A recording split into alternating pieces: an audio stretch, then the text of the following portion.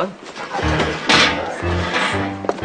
Oh, ano, kamusta yung holidays nyo? Paano mo sineselebrate pa yung New Year?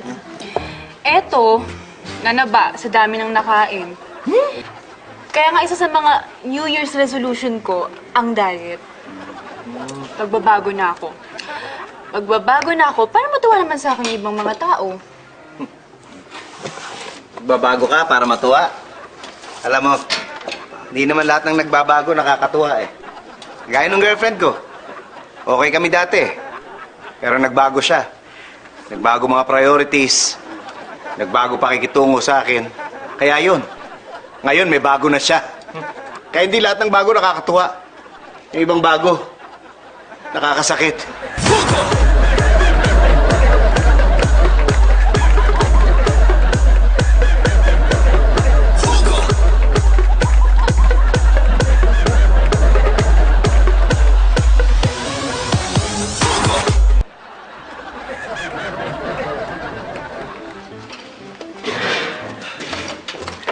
Pare, alam mo, ngayong bagong taon, ang gagawin ko, pare, iiwas na ako sa mga masasamang bisyo.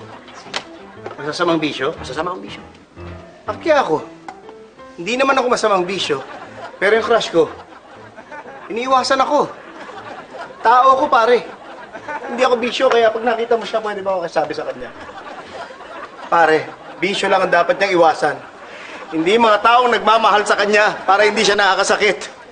Para hindi ako nasasaktan.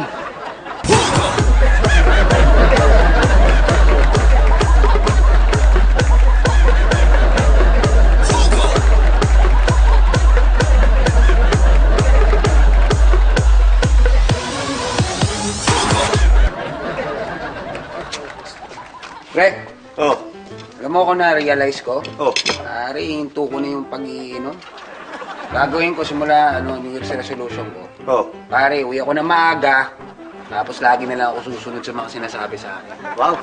Gagawin mo yan para sa 2016? Hindi ko yan. Pare, ginawa ko na rin dati yan para sa girlfriend ko. Hindi ako minom. Naging mabait ako. Umuwi ako na maaga. Naging masunurin ako sa kanya. Pero ano nangyari, pare? Wala. Iniwan niya rin ako. At ikaw, nasisiguro ko, pagkatapos ng December ng taon na to, iiwan ka rin ng 2016 mo. Sayang lang ginawa mong pagbabago, pare. Sayang na sayang lang!